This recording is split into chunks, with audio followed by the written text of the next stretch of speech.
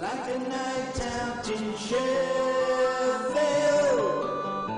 I could greasy chipboty. On Sheffield United, come thrill me again. Hello and welcome back to episode 5 of Blades of Glory. We're going to jump straight into the action this time. This game was against Burton, who are in 21st in the table, so he really needed a win. But just to say before that, if you've seen my Twitter, you'll know I played this game actually and won 4-1, smashed them to bits. I think Sharp got a couple of goals in that, but then I had to play it again because it froze immediately after the game. I just had to quit and then load up again. Luckily, I'd saved it after the whole game, so you're going to watch highlights from the game that I had to play again, obviously, and it wasn't quite as easy to win. In terms of the team, we just brought in Carruthers from the game against Hull, and I think we brought in Lafferty as well. So our first goal came quite early on. Carruthers with an absolutely spectacular goal from 24 yards out. He scored a couple of screamers in his time. That was sensational. We managed to go 2-0 up through another Carruthers cheeky bit of play there. Ball through into Sharp, which he managed to put away. Then 57th minute, Sordell on the wing cuts it into London. That's a good finish from him from the edge of the area. They managed to go 2-2, and at this point I was pretty raging because we'd won the game obviously, and I had to load it up again, and I thought we weren't going to win. But Sharp again with 2 goals, I think the same way they got them in the game we played before, to make it 3-2, and we won in the end. And although it wasn't as good as the game that I'd played before, it was a win, so I was happy enough with that. I was just relieved to have gotten a win and not have gotten a draw or a loss. That would have been more annoying. In terms of the match stats, it doesn't look that impressive, but I do think we were the better team in this game and did deserve the win. The next game was against Fulham, and we lined up in a pretty similar way to how we did against Hull. We had Fleck as the deep lying playmaker. He came in for Coots actually, and Carruthers switched across to the right side, so we had a left footer and a right footer in there. And let's see how the game went. Not really that much happened in this game until the goal. As you can see from the stats on the left, this goal was in the 79th minute. There were only 2 shots on target from us and only 1 from them. So if we just look at the review now, it really was not a great game. We had most of the possession, which seems to be a feature with this formation. I'm kind of pleased with that. We're decent on the ball, so it makes sense that we're going to have quite a lot of the possession. But yeah, not an exciting game, but pleased to have got the result. 3 wins in a row at this stage. The next game was against Birmingham. Yes, that was my attempt at a Birmingham accent there. Sorry about that. But in terms of the team, in came Coots again for Carruthers, and you'll probably notice the fullbacks switch around quite a lot in these games. They might have switched around, and Donaldson came in for Evans, as Evans isn't really having a great time at the moment. And in the first half, Birmingham really were on top. We got this goal, and then they became a lot stronger, and they had a disallowed goal actually in the 32nd minute before that absolutely incredible finish from Boga, so their goal was coming. But in the second half, we were much the better team, so it was very disappointing to concede this from Gleeson, who often actually starts the game. I've started a few saves now on a transfer list, so to see him getting a goal against us is a little bit surprising. But yeah, as you can see from the match stats there, obviously I didn't tell the whole story, but in the second half we were much the better team, so it was disappointing. The key thing though from this game, I'm disappointed about the loss. The key thing was John Fleck getting injured. He is injured for between 7 weeks and 3 months at this time, which is the 23rd of December. So he was injured for about 4 months actually when he got injured on the game. So that was very disappointing, more disappointing than the result really. So those 3 wins in a row actually got us Manager of the Month. My first Manager of the Month on Football Manager 18 with Sheffield United in the Championship. I'm pretty pleased with that. Obviously, there weren't any teams that won all 4 games, so I was a bit lucky there, I suppose. But beating Hull and Fulham actually kind of deserves it. And this game was at the Den against Millwall. They played with a very solid 4-4-2, which I am finding difficult to break down on this game. I hope that doesn't spoil the result for you. Well, it pretty much does. Lundstrom came in for the injured John Fleck. He was on the right, which meant we had to play a right, which means actually we always basically have to play a right-footed midfielder on the left, which is not ideal. Again, this game ended in defeat. They scored this from a corner after we had plenty of good first half chances. When we were going attacking at the end, they sealed the deal. 88th minute, Wallace. I don't know if that's Ross Wallace. I don't think that is because he plays for Sheffield Wednesday. But anyway, yeah, we lost 2-0. Looking at the match stats, 20 shots. It does look like we were a bit unlucky, but only 4 on target. That's not good enough. So I need to sort that out in some fashion.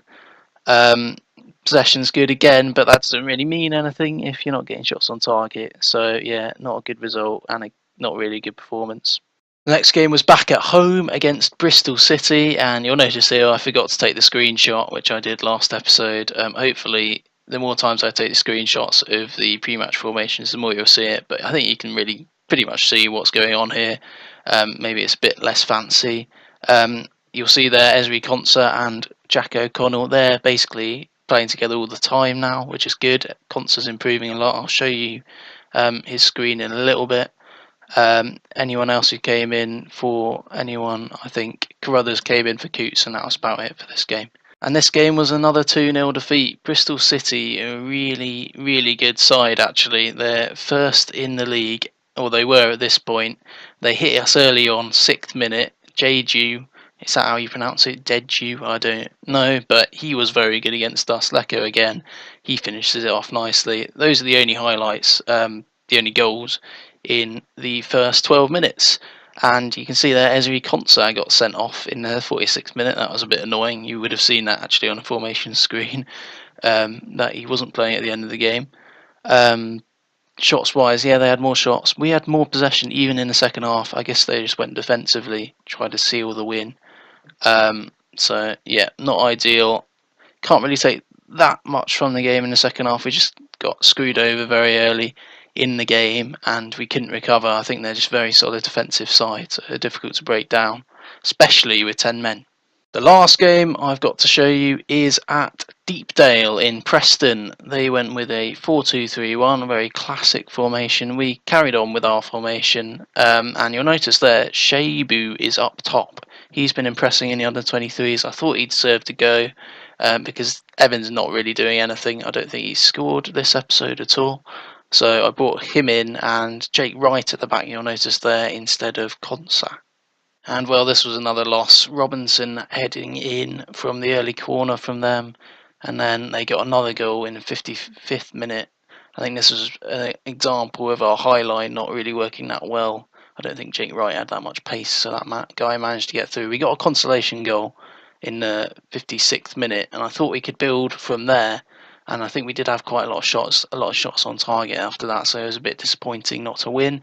And as you also see there, Ched Evans missed a penalty in the 86th minute. He really has had a poor episode, and that might be something I need to address in the transfer window. We'll wait and see. They got a red card before that as well. This penalty, I think, was actually one of the ones where I instantly cut to it, so I knew it was going to be a miss, so that made it a little bit better for me.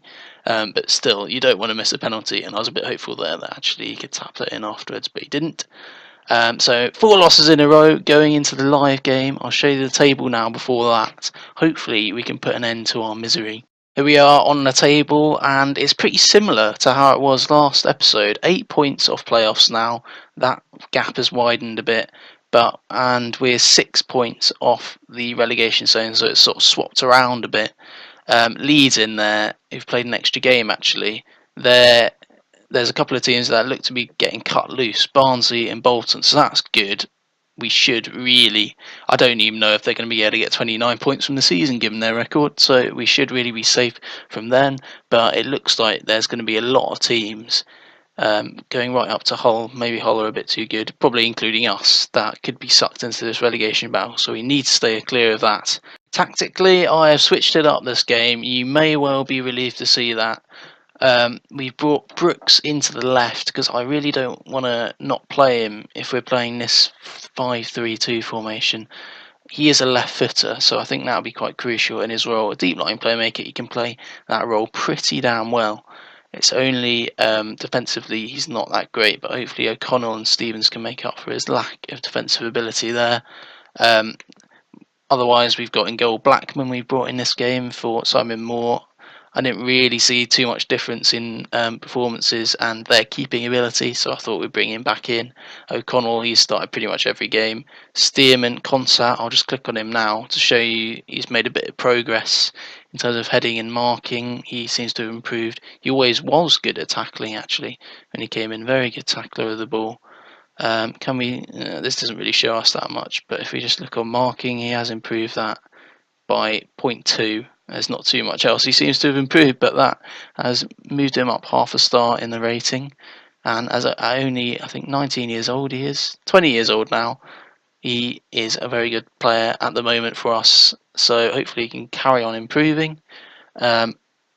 Baldock and Stevens on the right and left. Baldock is asking for more game time, so we're giving him it. Hayden pretty much plays every game. He's not playing brilliantly, but I think in the central midfield role, he has the attributes to really play it pretty well. Apart from off the ball, he's got very solid attributes. And then up front, Sharp and Evans, as always. Evans isn't playing well, and nor is Sharp. But there isn't really anyone else we can bring in. We could try James Hansen, but I don't really like the target man style of play. He might feature in this game in a bit. Mentality-wise, against Aston Villa, it's going to be hard to attack against them, hard to control the game, so we've gone with counter and flexible. Looking at their team, I would have gone with a defensive midfielder if they had an attacking midfielder to try and mark him out of the game, use Hayden's skills in that area, but we didn't need to in this game. As the game kicks off, I just wanted to say thank you for all your support. Everyone who's liked the videos up until now, I'm really happy with that. It's almost coming to a week actually now since I started, so thank you for all your support. It's been a great week for me. I've been very much enjoying what's happening, as it's a stupid highlight where the keeper just knocks it over the bar. I also wanted to say, with regards to the introduction, it's 25 seconds at the moment, I believe. I was watching Lolujo, I'm sure you'd have heard of him, his stream last night, and he said he gets quite a lot of people leaving after his intros, basically. So I thought I might change my intro to a bit shorter length of time, and that might help me out, as Blackman kind of pisses around with it there, but he does manage to find Konsa, so that's alright. So I thought I might change the introduction. What I like about the introduction is the potential to change it up each season. Obviously there's players popping up, but next season I'll be changing that, so we could see 2 or 3 changes to the players popping up. I thought that was quite a nice sort of thing I could change, so I kind of want to keep that, but I think I might be making the introduction a bit shorter. I hope I'm not rambling here, but general gist is I'm going to make it shorter, and I want your opinions on that, basically, whether I should make it shorter, or if you just want me to keep it the same, that's fine. Talking about the game now, which I have ignored for 34 minutes pretty much. They're getting the ball forward now. I think we might have it on extended highlights, because there are quite a lot of chances coming in. Oh no, we do have it on key highlights, so I'm slightly surprised by some of these headers that are going over that we've been seeing, but I suppose they are quite crucial to the game. I think that's that highlights over. There we go. It's been pretty even. There's not really been any chances. That suits us. I think a draw just to stem this run of poor form. As I say that, they might well get a goal. Ooh, we might get one. Coots comes forward. Evans. Can he pick the right pass? Okay, a bit behind Sharp, but it looks like we're going to carry on with this highlight. Oh, it was a good challenge. Okay. If our strikers were actually any good, I do not know what the highlight was, then that should have been a goal. There were 2-on-1, Evans with a poor pass, but then again, he's made a good pass, and that was a decent shot. This feels like extended highlights to me. That doesn't feel like a shot that I should be seeing. We've had a lot of shots wide of the goal, so I might make it build into the box. We're also going to say that because we're playing pretty well. Assertive, calm. A lot more to come from you. They're all pretty happy. I don't know, that doesn't necessarily mean they're going to play better. We're just going to change it now to be more disciplined. They shouldn't be shooting from range, but we're going to change it to work ball into box. Maybe that's a good idea, maybe it's not. Hopefully we can see some results in the second half. Looks like Billy Sharp is indicating he wants to come off, but also Coots is injured as well. So I'm not too bothered about bringing Donaldson on. I suppose we'll bring Carruthers on because he's played quite well in that central midfield attacking role before. Coming to the last quarter of the game now, and they've got a chance. And James Chester puts it wide. Good on him. And looks like there's another highlight here. There hasn't been anything in this half, but they come like buses, 2 in a row.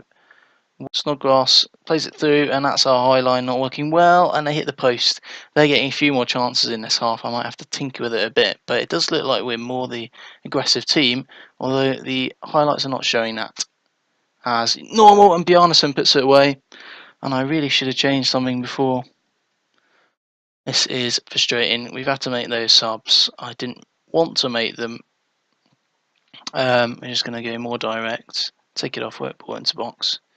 Now, more structured, put it on standard now. See if that makes any changes for us. Again, to lose a game where on the face of it, it doesn't look like we have been the poorer team. It's just annoying, as we do potentially get a chance here. No, that wasn't a chance. Thank you for that game. I don't know why it shows you that. I don't know why it shows you your player kicking it straight to the keeper. I don't know why it doesn't just start off with the keeper as they're coming forward here. Kodija gets behind Stearman. I don't know what Stearman's doing. He's played woefully for us this season. He has been useless, honestly. I thought he'd be our most solid centre-back, but that's Jack O'Connell and Esri Konsa at the moment, to be quite honest. As we're just going to change it now, just go all out attack. I'm not going to bother changing anything else. Is this a highlight for us? A lot of these have started off with us with the ball. I thought that was a penalty for half a second there. And again, it looks like they're countering on us. Maybe that's their style of play. And again, it's over the top to Kajia, and Blackman makes a save. Fair play to Blackman, but we have not produced anything this half. I'm sorry again. This is a poor performance, and it looks like it's going to be 5 losses in a row. After 3 wins in a row, going to 5 losses in a row, you can see why I have called this game frustrating form. This episode frustrating form. And that looks to be it. Another highlight starting for us in their half, but this one surely should peter out for the end of the game. Hayden on the edge area, Brooks in his more advanced role. I do not know what that was from Carruthers. Stevens, I'm trying to get excited about this because this is our first potential chance of the game. No, it's not. That's it. I think this formation worked kind of how we wanted it to. It didn't go too badly, but I think it's just the fact that our strikers are woeful. I think that is the main thing. Our strikers are not performing at all. I'm definitely going to have a word with Evans, talk to the team in general. I'm just going to say, because I've been annoyed at them recently, I'm going to say that. But I'm going to say individually to Evans and to Sharp and to Donaldson that you were not very good. I did not mean that. I'm going to say aggressively. He's stressed. He should be stressed. He's flipping crap. I'm sorry. He's played crap. I'm sure it's something to do with me and my formation, but he deserves to be stressed, I'll be honest. I think if you're a striker who is meant to be the main goal scorer and you haven't scored a goal in, 8 games or so, then you should really be stressed. That brings it to the end of this episode. We have not drawn a game for a long while. We've just been winning or losing. We have not actually won a game for a while as well. So I was trying to cover that up there. Brings us to the end of the episode. Here, you'll notice this FA Cup third round we drew against Leeds. They're not doing very well at the moment, so hopefully we can win that game.